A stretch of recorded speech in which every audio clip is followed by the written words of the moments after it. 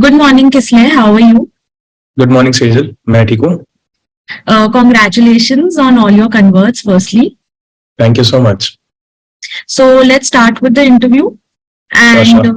we'll just keep it raw and real so that हमारे viewers they can connect with us more and बिल्कुल, ज़्यादा बिल्कुल. समझेंगे. एकदम. Okay, so we can start by just if you could brief your profile, आपका क्या overall profile था? मैं रांची से हूँ. I am an engineer, mechanical किया है और मेरा ग्रेजुएशन इंजीनियरिंग जो भी है वो आई कंप्लीटेड इन 2018. मैं बीआईटी सिंदरी से पढ़ा हूँ और ये this is a state government college Jharkhand का. उसके अलावा मेरा 10th में 10 CGPA जो सबको ही होता है, आई गेस. 12th में it was okay, 94% around, 93.8 to be precise. And graduation में मेरा 84% एग्रीगेट है, 8.39 CGPA एंड स्पाइक किया था वो एट 92.7% 7th सेमेस्टर में. इसके अलावा this is the normal boring part वाला चीज. इसके अलावा मेरा मेन जो हॉबी वाला पार्ट है, इट्स काइंड ऑफ इंटरेस्टिंग. तो I am a music producer and a photographer. Great. So ये आपका एक्स्ट्रा करिकुलर्स तो मतलब बहुत बेनिफिशियल भी रहा होगा इनफैक्ट कैट जर्नी में, आपका पोस्ट कैट जर्नी में रहा था. कैट जर्नी में भी और पोस्ट कैट जर्नी में, दोनों में मुझे ये बहुत हेल्प किया. एज वी प्रोग्रेस मैं बताऊंगा ये कैसे. It was very helpful to me. Sure. Okay, so are you a fresher or do you have work experience? No, I have a lot of work experience. मतलब with regards to CAT, I have 4.5 years of work experience. Oh, that is a lot for CAT. Yeah. Okay, so with 4.5 years of work experience, how did you end up thinking that okay, MBA करना है? And furthermore, how did you land up on EG as a coaching? So पहले CAT का context दे देता हूँ. How I feel about CAT. मैं अगर CAT को rate करूंगा तो I consider it one of the toughest exams of India. Just below UPSC रखूंगा बिकॉज यूपीएससी का सिलेबस थोड़ा ज्यादा वास्ट होता है. CAT का सिलेबस उतना वास्ट नहीं होता है. And I would rate it even above JEE और आईआईटीज के एग्जाम, क्योंकि उसमें आपकी जो पार्टिसिपेशन है वो बहुत लिमिटेड होती है. साइंस स्ट्रीम वाले सिर्फ पार्टिसिपेट करते हैं उसमें. एंड CAT में तो एनी ग्रेजुएट कैन गिव, और ऊपर से ये इजी भी है. सो इसमें ऑटोमेटिकली या सब प्रिपेयर कर सकते हैं. Very reachable exam, easy exam होता है. तो उससे और इसकी जो डिफिकल्टी वो बढ़ जाती है. So my mom is from I am Calcutta. तो या she is an engineer as well. तो मेरा थोड़ा सा इंक्लिनेशन था कि एमबीए करना है, बट इनिशियली मेरा प्लेसमेंट हो गया था after college. So I thought कि कुछ साल वर्क एक्सपीरियंस ले लेते हैं. मेरा टाइमलाइन ऐसा बना हुआ था हमेशा से कि I will work for 3 years and then I will give CAT, क्योंकि CAT के लिए 36 months ऑफ वर्क एक्सपीरियंसेस मतलब what you say ideal, desirable. Yes, desirable, right. तो मेरा था कि पहले थोड़ा काम कर लेते हैं, थोड़ा सीख लेते हैं. And since I got posted in sales अपनी पुरानी कंपनी में, तो it was like suitable for me in the long run. CAT में जाऊंगा, एमबीए करूंगा, सेल्स मार्केटिंग में थोड़ा सा एक्सपीरियंस रहेगा तो बढ़िया रहेगा. And that kind of help me as well. तो प्लान यही था हमेशा से. थोड़ा सा बीच में गड़बड़ हो गया प्लान में, that last year I couldn't crack CAT when 36 months was my work experience. So I took 1 more year to prepare along with my work. एंड फिर अभी इस साल जब 4.5 महीने, around 54 months of work as of now मेरा हो गया, निकल गया CAT. देन इट्स अभी ठीक है, अभी सब चीज ठीक है. हाँ, touch wood, I think. Okay, so आप अपनी प्रिपरेशन स्ट्रेटेजी के बारे में थोड़ा सा ब्रीफ करोगे? जैसे मैंने बोला आपने EG ज्वाइन करा, देन वहाँ कोचिंग का क्या रोल था, then scheduling, time table. CAT खुद में ही इतनी बड़ी जर्नी है. It requires a lot of organisational skills, I believe. सब कुछ. So mental skills, hard work, everything. So just brief about the whole preparation strategy if you could. So, जैसे मेरा प्लान था कि काम करने के बाद I will just give CAT.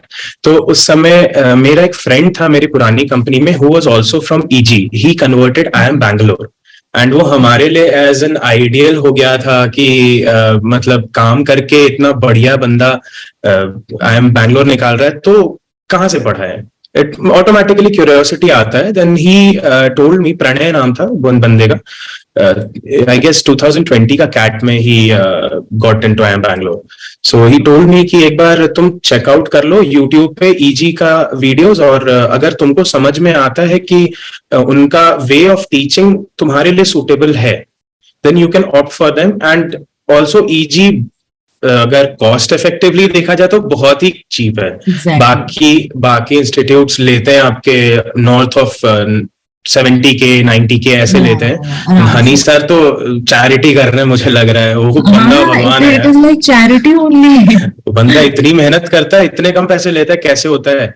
सो मैंने सोचा, सब कुछ मैंने बैलेंस करके वे करके देखा, एंड देन आई डिसाइडेड कि हाँ चलो ईजी ज्वाइन करके देखते हैं. And I was kind of 1 month late, 20 days late to be precise. First time मैं जब ज्वाइन किया था फॉर कैट 2021. उस समय मेरे को भाई डिलेमा में था. मेरा 31st January was last working day मेरी पुरानी कंपनी में, एंड मेरा 8th Feb was joining date नई वाली कंपनी में, जो मैं रांची में काम कर रहा हूँ अभी राइट नाउ. तो ये ट्रांजिशन में थोड़ा सा मेरे को समझ में भी नहीं आ रहा था कैसे कोचिंग हैंडल होगा, कैसे सब कुछ होगा. सिंस मैं हमेशा से अर्ली स्लीप करने वाला बंदा हूँ, 10 बजे तक मैं सो जाता हूँ, हनी सर की क्लास ही 10 बजे से स्टार्ट होता है. तो मेरा थोड़ा सा था, और 20 दिन ऐसे ही निकल गए ये सोचने में कि मैं कोचिंग ज्वाइन करूं कि नहीं. फिर मेरा बर्थडे था 20th Feb को, तो उस दिन मैंने ऑफिस से छुट्टी ली थी. मॉम से बैठ के डिस्कस किया, सेलिब्रेट किया ऐसे बर्थडे. फिर उसमें मैंने खुद को ईजी का कोर्स गिफ्ट किया था, एज अ सेल्फ गिफ्ट किया था उसको कि मैं अभी प्रिपेयर करूंगा. 21st से मेरा स्टार्ट हुआ था क्लासेस. तो ये था मेरा ईजी ज्वाइन करना. एंड आई रियली फील कि वो बहुत अच्छा, मेरे लिए बेस्ट गिफ्ट था अभी तक का जो मैंने खुद को दिया है. So this is how I got to know about EG का जो रिव्यू होता है, it is so wholesome and so comprehensive कि मतलब किसी भी फैकल्टी के लिए दिल से जो ब्लेसिंग निकलती है, बट EG के लिए लाइक हर बच्चे का सिमिलर रिव्यू रहता है हमेशा. ये बहुत क्या बोलूं, बहुत प्यारा इंस्टीट्यूट है. This is not an institute. ये हमें, ये हनी सर का जो बिहेवियर है, जो उनका मतलब प्यार है उनको स्टूडेंट से, उनको ऐसा नहीं कि उनका कोई बिजनेस चल रहा है, वो बिजनेस लगता है साइड पार्ट है. उनका इमोशनल कनेक्ट इतना बढ़िया है. उनकी टैगलाइन ही है that EG is an emotion. या एब्सोल्युटली, एकदम सही है, बिल्कुल सही है. इमोशन प्रो मैक्स है ये कुछ नहीं, और बहुत प्यारा है ये. Absolutely. Be it Hani sir, be it Gaurav sir, be it anybody, all of them. बहुत बढ़िया इनका. शाहजाद सर के तो खैर jokes were out of the world. वैसा डार्क ह्यूमर और वैसा बढ़िया ह्यूमर नहीं मिलता है जल्दी बंदों में. और हनी सर के साथ जो क्लासेस होते हैं, एकदम एट होम फील होता है. नहीं लगता है कि कोई बहुत सीनियर इंसान पढ़ा रहा है. हनी सर बहुत यंग है, हमारी एज आसपास है, हमसे थोड़े बड़े होंगे शायद, बट गौरव सर भी. और बट कभी फील नहीं हुआ कि ये बंदा इतना बड़ा पर्सनालिटी और इतने अच्छे से हमसे बात कर रहा है, कैसे कर रहा है इतने efforts. Okay, so moving on, अब आपने ठीक है कोचिंग ज्वाइन कर ली, सब कुछ हो गया. सो लाइक अब एक्चुअल आपकी प्रिपरेशन कैसे स्टार्ट हुई? हर सेक्शन का अगर आप थोड़ा सा बता पाओ. जैसे I have always been a decent student, हमेशा स्कूल में भी. तो मुझे मैथ्स और LRDI से वैसा कुछ खास एवर्शन नहीं था. मुझे इंग्लिश में थोड़ा दिक्कत होता था, because the type of questions they ask in CAT is very different from what we have studied back in our school. Exactly. तो मैथ्स और LRDI स्टार्टिंग में लगा तो कि सिंपल है, और मैथ्स तो है भी एक्चुअली सिंपल. जिनको लगता है उनका क्वांट्स वीक है, वो हनी सर करा देंगे, नैया पार लगा देंगे वो, तो उसमें कोई प्रॉब्लम नहीं है. VARC मुझे थोड़ा सा एंड तक बग करता रह गया, और मेरे फाइनल कैट में भी थोड़ा मुझे प्रॉब्लम किया वो. बट मेरा हमेशा से यही था कि सिंस VARC मेरी वीक है, तो I need to maximize my score in LRDI and QA. तो मेरा जैसे फर्स्ट अटेम्प्ट में कैट तो अच्छा नहीं था. आई गॉट 90 odd percentiles ऐसा कुछ था. सो बीइंग अ जेम, मेरे को कोई कॉल्स भी नहीं थे उस पे. तो and this is a testimony to EG का जो क्वालिटी है. I opted for EG again. आपकी दुकान पे कस्टमर एक बार आता है, सेकेंड टाइम आता, that shows how good your product is, how good you are as a business और एज अ कोचिंग इंस्टीट्यूट। तो मैं रिपीटर था और मैं ईजी से ही वापस जुड़ गया। मैंने हनी सर से बात की कि सर मैं वापस आपकी शरण में आ रहा हूँ, तो इस बार तो गड़बड़ हो गया, सारे एग्जाम्स मैंने ज्यादा दिए भी नहीं थे, कैट और जैट ही दिया था, क्योंकि इनिशियली गोल्स मेरे उसी तरफ इंक्लाइंड थे। सिंस घर में ऑलरेडी प्रेसिडेंट सेट है, मोम मैम कैलकाटा से है, इंजीनियर है, तो मुझे उससे कुछ बेटर ही करना था। और not to disrespect other colleges, but considering my present situation, या मेरे अपने लिए एबीसी से नीचे मेरे लिए कुछ सोचने का था नहीं। और this ABC thing kind of created a pressure on me first year पे। तो वो मेरा preparation was very good, but जाके एग्जाम हॉल वाला panic kind of screwed up things for me. तो वहां पे मेरा थोड़ा आ गया। मैं हनी सर से बात किया, हनी सर ने मुझे बहुत अच्छे से कंसोल किया कि फिर से कर लो प्रिपेयर, कोई दिक्कत नहीं है, थोड़ा सा पढ़ने से ज्यादा जो चीज तुमने स्क्रू अप की उस पे फोकस करना। एंड मैंने देखा कि stress management was where I needed to work a lot. ऐसा पैनिक वाला चीज से निकलना था। तो सेकेंड ईयर में मैंने ज्यादा वर्क किया, स्ट्रेस कैसे हैंडल करना है। एंड अनफॉर्चुनेटली मेरे ग्रैंडफादर भी एक्सपायर कर गए थे, तो वो वाला फेज भी बैड था मेरे लिए सेकेंड ईयर प्रिपरेशन में ही। बट चूंकि I was working on stress management, तो ये सब बहुत इजीली क्रॉस हो गया मेरे लिए। And eventually I ended up getting a good percentile in CAT. बहुत चलो के गया था, बहुत आराम से सुबह उठा, छोड़ दो। एग्जैक्टली, बहुत जरूरी है कैट प्रिपरेशन से ज्यादा आपका स्ट्रेस मैनेजमेंट पे है। प्रिपेयर आप सब करते हैं, स्ट्रेस कैसे हैंडल करना एग्जाम के टाइम पे, दैट्स व्हाट मैटर्स। मेरा नेक्स्ट क्वेश्चन एक्चुअली यही होने वाला था, because what I seen is कि कॉम्पिटिटिव एग्जाम्स में ना प्रिपरेशन तो हो जाती है, but that stress management thing is what people don't emphasize on. And जो आई थिंक ईजी में इतना ज्यादा उसे स्मूथली हैंडल भी करा जाता है, एंड जो आई थिंक पर्सनल लेवल पे भी हर बच्चे का एक माइंडसेट उस हिसाब से डेवलप होना चाहिए। बिकॉज कॉम्पिटिटिव एग्जाम्स में अगर आप पैनिक कर गए, तो आपकी पूरा जो आपका हार्डवर्क है, इट विल जस्ट जिसे बोलते हैं खराब ही हो जाता है। खराब हो जाता है। Exactly. है क्या कि जैसे कैट को पोर्ट्रे किया जाता है कि it is a very difficult exam. ठीक है, डिफिकल्ट है, बट प्रिपरेशन के लिए नहीं है वो। उसकी difficulty comes out from a different thing. वो सोच के ऊपर है आपकी। एंड जो सिलेबस देखा जाए, बस कौन सी है जो सिलेबस है, बाकी तो आपका वो एबिलिटी है, लॉजिक है, सब चीज है। तो अगर आपको क्वांट्स भी देखा जाए, तो अगर फुल पेज पे कोई प्रिपेयर करे ना, जिसका बेसिक्स अच्छा है, तो 3 months इज अ लॉट। जितना सिलेबस है वो आपने पहले पढ़ा हुआ है, 10वीं के पहले अपने सारे गणित पढ़े हुए हैं, तो वो बहुत सिंपल हो जाता है। बट इसको हवा बनाया जाता है। एंड ईजी में इतना अच्छा है कि जिनके बेसिक्स वीक है, जिनको डर भी लगता है इन सारी चीजों, स्पेशली क्वांट्स में, हनी सर टाइम लेके चलते हैं। 8 महीने 9 महीने का टाइम देते हैं बच्चों को, वो स्लोली कराते हैं ताकि इंसान के दिमाग पे प्रेशर नहीं डेवलप हो। और सबसे अच्छी चीज यही है। बाकी इंस्टीट्यूट्स तो 2-3 महीने में खत्म करके निकल जाएंगे, एंड बस बाकी मॉक्स पे लगे रहोगे। से बिल्कुल फ्रॉम स्क्रैच पकड़ना। हाँ, बिल्कुल बिल्कुल चलना है। और बिल्कुल वो एक चीज को 20 बार जो बताते हैं ना, 20 तो मैंने कम बोल दिया, 100 बार 1000 बार बताते हैं। वो इतना पेशेंस के साथ बताते हैं, दैट्स अमेजिंग। वो बहुत सिंपल कर देता है सब कुछ। Absolutely. So, like आपका अगर वर्क एक्स है, so like how did you manage कि आप सुबह से शाम तक जॉब, एंड देन रात को 10 to 12 या एक्सटेंड भी हो जाता था, वो क्लासेस होती थी, so उसको आपने कैसे मैनेज किया? एंड एडिशनली सेल्फ प्रिपरेशन का फिर कुछ एंगल था क्या? एंड लाइक सो इनिशियली मैं, एज आई सेड कि मैं अपने बचपन से 10 बजे सो जाने वाला बंदा हूँ। सुबह स्कूल होता था, तो ये हनी सर के क्लासेस में अडेप्ट करने में मुझे थोड़ा टाइम लगा था। तो क्वांट के लिए ठीक था, मैं क्वांट्स के लिए जग जाता था, क्योंकि हनी सर की आवाज में ऑटोमेटिकली वो एनर्जी है यार, वो गजब बंदा है। वो उनकी आवाज बस जगा देती है, वो पुश करती है। देखता हूँ कि वो इतनी मेहनत कर रहे हैं, तो मैं खुद जग जाता हूँ। और LRDI के लिए गौरव सर की क्लास में स्टार्टिंग में अटेंड तो कर रहा था, बट मेरे लिए ना वो थोड़ा सा रात में जो जग के वाला टाइम होता है, वो मेरे लिए फोकस नहीं हो पाया था। क्वांट्स मेरे अच्छे से तो हो जा रहा था, बट LRDI थोड़ा सा न्यू था, टाइप्स ऑफ क्वेश्चंस नए थे, वो जो एक्सपोजर था वो न्यू था। तो मैं उसको थोड़ा अपने अकॉर्डिंग एडजस्ट कर लिया। सिंस EG में इतना अच्छा हमारे पास है ऑप्शन की रिकॉर्डिंग्स अवेलेबल होती, तो मैं क्या करता था कि मैं सुबह उठ जाता था जल्दी, रात में मैं सोया। जिस दिन LRDI का सेशन होने वाला होता तो मैं नहीं अटेंड करता था उसको, मैं सो जाता था उसके लिए।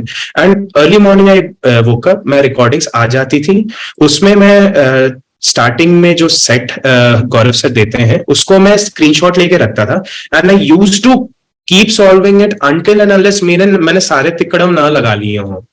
ऐसा नहीं कि I just got on to the solution, 10 मिनट टाइम दिया एंड सोल्यूशन देख लिया। तो इवेंचुअली ये मेरा भी थॉट प्रोसेस डेवलप करने में बहुत हेल्प किया। LRDI में खुद से सॉल्व नहीं कर पाता था इनिशियली, और थोड़ा डर लगता था। मैंने हनी सर को बहुत बार बग किया इसके लिए कि सर प्लीज पार करा दो, कैसे होगा LRDI, बहुत टफ लग रहा है। बट इवेंचुअली वही है कि काम होके सोच के इतने टाइप के सवाल आपसे बनवा देंगे यहाँ ईजी में कि आप कर लोगे। तो ये मेरा प्रोसेस था। एंड VRC जब हो पाता था तो मैं करता था, जब नहीं हो पाता था तो I used to see the recordings. मैं रिकॉर्डिंग्स लेकर के कभी ऑफिस के कैफेटेरिया में आधे घंटे लंच के टाइम पे उसको 2x पे देख लेता था, या फिर बाथरूम चला जाता था आधे घंटे के लिए when it was free time, क्योंकि नहीं कर सकते हो, बाकी ओपन ऑफिस में लोगों को थोड़ी दिक्कत होती है ऐसा। तो मैं कहीं पे भी I try to find time. वो मैं मेक श्योर करता था कि जो बचा टाइम है मेरे पास 4, 5, 6, 8 घंटे, वो मैं यूटिलाइज कर लूं, क्योंकि सुबह 8:30, 9 बजे मैं ऑफिस के लिए निकल जाता। Since my office is kind of far away from here, 33 kilometre है यहाँ से, तो जाने में टाइम लगता है। तो जो टाइम बचता था मैं वापस करीब 5:30 आता था। तो बस मेरे को जो समय बचता था वो यूटिलाइज करने में जाता था। नो पार्टीज, मैं वैसा you are so ambitious and आपका गोल बिल्कुल क्लियर एंड सेट था, बिकॉज मल्टीटास्क करना इज ऑल्सो नॉट इजी, कि ऑफिस के साथ पूरी क्लासेस का, देन असाइनमेंट्स एंड सब कुछ मैनेज करना कोचिंग के। वो करना पड़ता है, बिकॉज आपके घर पे ऐसा माहौल है ना कि आप सब अचीवर्स हैं, एंड मैं अकेला ब्लैक शीप नहीं हो सकता उसमें। थोड़ा आउट ऑफ प्लेस खुद ही फील करने लगता था। तो I had to work on it, और कैसे भी करके करना है, टाइम फाइंड करना है, और नहीं करता तो ये अब हाथ से निकल रहा था। मेरे लिए क्या है ना कि I never wanted to go out of India, तो कैट मेरे लिए बेस्ट ऑप्शन था। मेरे लिए थोड़ा सा वो फैक्टर है, since I am the only child of my parents, तो यहाँ पे पेरेंट्स को अकेले छोड़ना है नहीं। मैंने देखा है कि बाहर बंदे जाते हैं तो फिर पेरेंट्स अकेले हो जाते हैं और, तो एक ये फैक्टर था। एंड अपार्ट फ्रॉम दिस थोड़ा सा वो भी आ जाता है कि भारत में पैदा हुए हैं, भारत से ही खाया है, भारत से ही बड़ा हुआ। एग्जैक्टली, यही वापस देना, जो भी करना है यहाँ के लिए ही करना है। तो थोड़ा सा वो फैक्टर था। तो कैट मेरे लिए खुद ही एक मोटिवेशन था। प्लस एडिशनली हनी सर का इतना अच्छा जो टैगलाइंस होता था वो बहुत मोटिवेट करता था, and it kind of help me to push myself कि हाँ, काम के साथ भी करना है, जैसे भी करके करना है। उनका एक स्टेटमेंट है, I would like to plug it in here, कि कैट के एग्जाम के दिन गेट के बाहर खड़े होगे और तुमको ये रिग्रेट नहीं आना चाहिए कि तुमने अपना 100% नहीं दिया।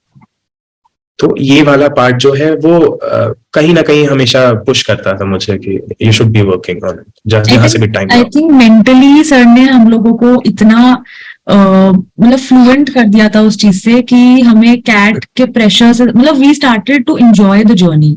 आई थिंक ज्यादा वो बहुत प्यारी जर्नी है वो। तो मेरे को लगता है मैं वापस से कैसे घुस पाऊं इस जर्नी में, इतना प्यारा है वो।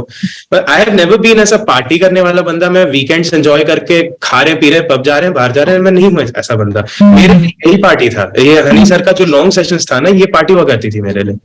छोटी रहती थी ऑफिस। लॉन्ग सेशंस भी बहुत फेमस है। लाइक अगर आप 1 मिनट में थोड़ा सा उस बारे में भी बता दो, because long session I was coming to it कि जो लोगों की ऑल नाइट पार्टीज होती है ना, वो बार में जाके डांस करना, ये हनी सर की आवाज जो 8-8 घंटे रात भर चलती है ना, वो इतना बढ़िया होता था। क्योंकि उस दिन छुट्टी होती थी, उस दिन आई कुड मैनेज कि हाँ रात में जग सकते हैं। सैटरडे रात को जग गए, संडे दिन भर सो रहे, संडे को भी दोपहर में सर ने स्टार्ट करा दिया सेशन, उस टाइप का है। तो लॉन्ग सेशन से थोड़ा बैठने का पेशेंस बहुत अच्छा आ जाता है। वो कैट में 2 घंटे जो अटेंशन स्पैन देना है, एज आई सेड कि अभी अटेंशन स्पैन बहुत कम हो गया है लोगों का, ऑल थैंक्स टू अपने इंस्टाग्राम रील्स। बट वो चीज हमको बढ़ाने के लिए कोई और वे नहीं है। हनी सर का लॉन्ग सेशंस बहुत हेल्प किया, बहुत एफर्टलेस ही लगने लगते होंगे। एकदम लगता है ऐसे तुरंत पार हो गया है। अच्छा, next question which I would like to ask is कि फिर आपका mock taking, because you know ये मैनेजमेंट एंट्रेंसेस में मॉक टेकिंग स्ट्रेटेजी बहुत इंपॉर्टेंट होती है। And like one of the most essential parts is like आप मॉक्स कैसे ले रहे हो एंड उसे कैसे एनालाइज कर रहे हो फर्दर। सो उसके बारे में आपकी like how was your preparation regarding the मॉक्स? When did you start taking the मॉक्स? Before the syllabus completion, after the syllabus completion, या फिर and how did you analyse them? And syllabus तो सेक्शनल सिलेबस तो sir last day तक ले जाते हैं हमारा, ताकि हम कंफर्टेबल रहें उसमें। तो सिलेबस कंप्लीशन का वेट नहीं करना है। हनी सर हमें प्रॉपर बना के देते थे कि इस डेट को IMS 9, IMS 10 ये मॉक देना, EG के मॉक्स देना है, फिर टाइम के मॉक्स देना। हमने 2 मॉक्स लिए थे हमारे टाइम पे, IMS एंड टाइम। तो इसमें से सर ने पूरा स्केड्यूल बना के दिया था हमको कि कब क्या देना है। अभी क्या था कि फर्स्ट ईयर तो मैंने बहुत अच्छे से दिया, ये सारा कुछ दिया मैंने बहुत बढ़िया से। तो इनिशियली मॉक्स थोड़े से डिप्रेसिंग हो जाते हैं। एंड वहां पे एक मूवी, धोनी वाली मूवी में एक स्टेटमेंट है ना, हम वही हार गए, जहां उनका कॉन्फिडेंस लो होता है। तो वो कॉन्फिडेंस लो होगा और वहां हारना नहीं है। फर्स्ट ईयर में when I screwed up my CAT, तो मैं वहीं हार गया था जब मैंने मॉक्स के स्कोर को बहुत एकदम पर्सनली ले लिया था। तो इवेंचुअली मॉक्स के स्कोर इंप्रूव होंगे। वो तरीका नहीं पता होता है एग्जाम लेने का, कैसे हमको बैठना है एग्जाम में, कैसे अपियर करना है, वो इवेंचुअली आ जाएगा, हैबिट में आ जाएगा। तो स्टार्टिंग के मॉक्स खराब होने ही है, कोई नहीं बचाने वाला है उसमें उसको। तो बस बी पेशेंट मैं बोलूंगा लोगों को जो मॉक्स दे रहे हैं, और सर बना के देते हैं स्केड्यूल। फिर जब मैं रिपीट ईयर में था, तो रिपीट ईयर में मैंने देखा कि मॉक्स थोड़े ज्यादा हो गए थे, because I gave around 60-70 मॉक्स total मिला के अपने पूरे टाइम में। जितने पॉसिबल थे मॉक्स देना मैंने सारे दिए थे, हर ऑल्टरनेट डे मॉक दे रहा था मैं। तो वो थोड़ा सा शेड्यूल होता होगा, पूरा ही फॉलो कर रहे हो। वो फॉलो करने के अलावा मैं एडिशनली दे रहा था, जो एक्स्ट्रा मॉक्स मिलते हैं टाइम, IMS एंड अपने EG के, मैं वो भी दे रहा था। जहां मॉक नहीं दे पा रहा था वहां मैं सेक्शनल्स दे रहा था, सेक्शनल्स, क्लास टेस्ट, ये सारे दे रहा था। तो थोड़ा सा बोरिंग, बर्नआउट सा होने लगता है bye the time October comes in. थोड़ा लगता है कि यार ये ज्यादा हो रहा है मॉक वाला, बट देन ठीक है, वो उतना भी नहीं करना, क्वांटिटी बहुत ज्यादा नहीं देनी है। हनी सर जितना कह रहे हैं उतना ही देना है।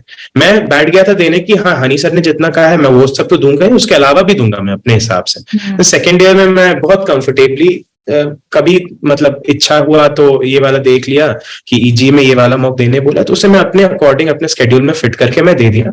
तो उससे क्या हुआ कि मेरा थोड़ा फ्रेश रह गया माइंड कैट के लिए, और मैं वर्क कर पाया अपने स्ट्रेस मैनेजमेंट पे साथ। बर्नआउट नहीं हुआ। यस, बर्नआउट आपकी जर्नी में stress management is I think one of the most important factor, extremely important factor. क्योंकि नॉलेज पार्ट किसी का खत्म नहीं रहता है, सब पढ़ते हैं, सारे बच्चे EG में जितने बच्चे हैं सबको हनी सर उसी तरीके से पढ़ाते हैं। किसी को ये नहीं अलग करके बोलते हैं कि तू IIM A वाला बंदा है, तू IIM B वाला बंदा है, तेरे को मैं ज्यादा पढ़ाऊं। वो सबको बराबर पढ़ाते हैं। तो नॉलेज सबके पास रहता है। आप कैसे, you have that one day, एक शॉट है आपके पास जहां पे आपको परफॉर्म करना है, and you can not afford to screw that up. तो उसमें कंफर्टेबल होना है। वो इंसान को खुद को सोचना है कि how one can make themselves comfortable. क्योंकि मैं कैसे किया स्ट्रेस मैनेजमेंट मेरे लिए, फर्स्ट ईयर में मैं सब कुछ, मेरी हॉबी, मैं music production, I am very passionate for it, तो वो मैं पूरा छोड़ दिया था, बिकॉज मेरे पास टाइम हुआ नहीं करता था उतना। सेकेंड ईयर में आई थॉट कि अभी पढ़ा हुआ है सब कुछ, मेरे को थोड़ा सा इस पे भी टाइम देना है। तो I used to come in this room, यही मेरा रूम है, this is where I do my production stuff. तो यहाँ पे एक अलग सी वाइब है, बहुत पॉजिटिव वाइब है। मैं जब भी थोड़ा स्ट्रेस्ड आउट रहता था, मैं यहाँ बैठ के खुद को थोड़ा चिल करता था। Then I got back to अपना जो भी है कैट का, मैं देख रहा था। I used to just follow up जो मैं किया हुआ था, बिकॉज पहले साल मैंने बहुत मेहनत की थी। तो ये भी साथ में करना है कि you should be kind on yourself, अपने खुद को भी टाइम देना है, खुद को टाइम को थोड़ा एग्जैक्टली खुद को थोड़ा सा फ्री करो। हनी सर भी बोलते थे कि जाओ यार अभी 1 महीना टाइम है, मॉक्स के पहले जाओ कहीं घूम के आओ। नहीं, मेरे को टाइम नहीं वेस्ट करना है, मेरा टाइम बहुत वेस्ट हो रहा है, उतना करना नहीं है। हनी सर बहुत कंफर्टेबल करेंगे, कहीं कहीं खुद की गलती हो जाती है। तो इस बार second time I try to keep myself calm, बस यही करके मैं गाने बजाता था। कोई देख रहा है तो गाने वाने सुन लेना मेरे Spotify पे। Anyway, shameless plug। बिल्कुल सुनेंगे। तो ऐसे एक आ रहा है अभी नेक्स्ट मंथ, बहुत अच्छा मेरा फ्लैगशिप ट्रैक आ रहा है। All the best. Thank you. तो ये था मेरा how I manage my stress. मैं जो करता हूँ मैं उसको मैं हटाया नहीं लाइफ से। What makes me feel good मैं वो कंटिन्यू रखा साथ। I think that is very important. वरना वो बर्नआउट आ ही जाता है। बर्नआउट आएगा बहुत। दिस इज अ मैराथन, ये स्प्रिंट नहीं है, आप दौड़ के खत्म करना नहीं है, आपको धीरे धीरे जाना है। Exactly. Competitive exams and CAT में तो ये चीज है ही। डेफिनेटली यही करना ही है। सो लाइक कैट दे दिया, कैट का रिजल्ट आ गया, and I think CAT and XAT दिया होगा आपने। बस। तो रिजल्ट्स आने के बाद उस ड्यूरेशन में आपने क्या किया, एंड रिजल्ट के बाद पोस्ट कैट इंटरव्यू जर्नी आपकी कैसी थी? This is the last question since हाँ, we are running late I guess. या तो कैट के बाद जर्नी थोड़ा बहुत, कैट के बाद तो पता होता नहीं इंसान को कैसा चल रहा है, एग्जाम दे दिया बस जाके, और फिर एगरली वेट करते हैं कॉल्स के, परसेंटाइल के वेट करते हैं, फिर कॉल्स आने स्टार्ट होते हैं। तो मेरा तो जनवरी फरवरी पूरा कॉल से पैक था। मेरे को just to outline the calls, मेरे को A B ये 2 से कॉल थे, C से मुझे नहीं आया। लखनऊ से मुझे सिर्फ एग्री बिजनेस मैनेजमेंट का PGP का कॉल नहीं था। इंदौर से और कोझिकोड से मुझे नहीं था कॉल्स, विच वॉज सरप्राइजिंग, क्योंकि इंदौर 75% एकेडमिक्स पे फोकस करता है, और मुझे नहीं था कॉल, तो that was kind of weird. But I guess वो 4.5 साल वाला वर्क एक्सपीरियंस थोड़ा मेरे को वहां पे खींच लिया होगा, जो भी है। और उसके अलावा कैब कॉल्स थे सारे, अमृतसर, रोहतक एंड विशाखापट्टनम, नागपुर, ये सारे almost everything except C, I and K। फिर K का अभी आ गया फाइनेंस का call. I have my interview on 25th। तो वो बस अभी ये सारे कॉल्स थे, एंड मेरा जो उसमें पूरा टाइम था उनके फॉर्म फिलिंग्स एंड SOP लिखने में। तो जस्ट टू मतलब गिव एडवाइस, जो भी अगर इंटरव्यू स्टेज तक पहुंच जा रहे हैं उनके लिए, कि SOP को कॉपी नहीं करना है कहीं से, जस्ट बी योरसेल्फ। मैं खुद की जर्नी बताया कि मेरा पढ़ाई, मेरी हॉबीज, मेरे वाई MBA, मतलब मेरे लिए MBA क्यों सूटेबल है, ये मैं अपने हिसाब से लिखा। मैंने उसमें अपनी हॉबीज इंक्लूड की डेफिनेटली, क्योंकि मैं हूं उसके लिए बहुत पैशनेट। तो ये सारी चीजें मैंने लिखी और मैं इसी को लेके आगे गया। प्रिपरेशन में मैं नहीं कहूंगा कि अगर आप इंजीनियर हो तो आपसे फाइनेंस के बहुत डीप सवाल नहीं पूछेंगे इंटरव्यू में, इतना दिमाग में रखना है। इंटरव्यूज का भी वही है, बहुत काम रहना है उसमें। लाइक मेरा IMA का interview was very chill, it revolved around music, पूरा म्यूजिक के अराउंड ही घूम रहा था वो interview. And interviews were very interested in knowing about me as a producer, and कैसे मैं इंजीनियरिंग करके फिर प्रोडक्शन में घुसा। सो ये सारा चीज बहुत कंफर्टेबल था वो इंटरव्यू, बहुत मजा भी आया उसके बाद। स्टैंडर्ड, जब इंटरव्यूअर्स दे आल्सो सी कि स्टैंडर्ड आंसर नहीं है बहुत। और एक और चीज है कि जो इंटरव्यूज में पहुंच गए उन बच्चों के लिए थोड़ा सा एक एडवाइस है कि स्टे अवे फ्रॉम क्लीशेज। ये मैं कॉलेज में कल्चरल सेक्रेटरी था, या मैंने ये इवेंट ऑर्गेनाइज किया, वो सारे करते हैं। वो आपकी हॉबीज कुछ ऐसी रहे, you pick some hobby from your life जो आपने किया है, which you can talk about, वहां जाके बात कर सको, उस पर कॉन्वर्सेशन हो सके। अब ये event management, leadership skills, team management, ये सारे करते हैं। स्टैंडर्ड आंसर्स एग्जैक्ट, जेनरिक नहीं रखना है खुद को, तो थोड़ा डिफरेंट रखने के लिए you have to align your hobbies अपने प्रोफाइल के अकॉर्डिंग, ताकि बात कर पाओ उस पर। तो ये है। एंड प्रिपरेशन के लिए हनी सर का तो कॉन्टैक्ट इतना बवाल है, उनके कहाँ से कॉन्टैक्ट, जिनके भी कॉल्स हैं वो ग्रुप बना दे रहे हैं कि उसमें ज्वाइन कर लो, अपने डाउट्स पूछ लो। तो अभी मेरे व्हाट्सएप पे तो ऐसे, यस एग्जैक्टली, नेटवर्किंग में वो बंदा माहिर है, वो गजब उनके पास है कनेक्ट, तो वो बहुत हेल्पफुल था। Although I couldn't join EG का इंटरव्यू वाला प्रोग्राम, क्योंकि शायद वो सीट्स फुल हो गई थी by the time I realize कि हाँ ये ज्वाइन करना चाहिए। तो एक वो पार्ट था जहां मेरे को लगा कि I missed out on joining EG, थोड़ा सा अभी भी लगता है कि मेरे को ज्वाइन करना था, बट देन ठीक है, all is well that ends well हो गया मेरे साथ। आई कन्वर्टेड IMA, तो ड्रीम्स कम ट्रू जैसा है। तो बस यही है। Congratulations once Thank you so again. much. Any piece of advice, जो आप freshers, work experience and overall जो भी एस्पिरेंट्स है उन लोगों को देना चाहोगे तो? एक ही एडवाइस मैं दूंगा कि बस चलते रहो, जर्नी कंप्लीट करके फिर रुकना, ऐसा नहीं कि बीच में गिव अप कर दो, just keep going on. Honey sir आपको बोलते रहेंगे कि रुको मत, ये सब एंड में ठीक होने वाला है, एंड जस्ट उनकी बातों को फॉलो करो, वो बंदा तुम्हें कहीं अच्छी जगह पहुंचा देगा। आज मुझे पहुंचा दिया उन्होंने। वर्थ एट द एंड, बहुत वर्थ फील होता है, बहुत दिल से थैंक यू निकल रहा है, दिल से थैंक यू, दिल से हनी सर के लिए लग रहा है कि ये बंदे ने मुझे बना दिया, इंसान बना दिया, मुझे नालायक से लायक बना दिया मुझे। तो ये है। तो जो भी है, बस EG ज्वाइन कर लेना है, उनके करिकुलम को फॉलो करना है, बस you'll be in your dream college. बहुत अच्छा है ये जर्नी बहुत अच्छी है। Very nice, very nice. ठीक है, then I think we'll just end this conversation, and it was Okay, really Cynthia. nice talking to you. Very inspiring, very motivating as well. So thank you so much, and yeah, that's it. Have a good day. Thank you. Thank you, Take Sejal. care. Bye. Bye.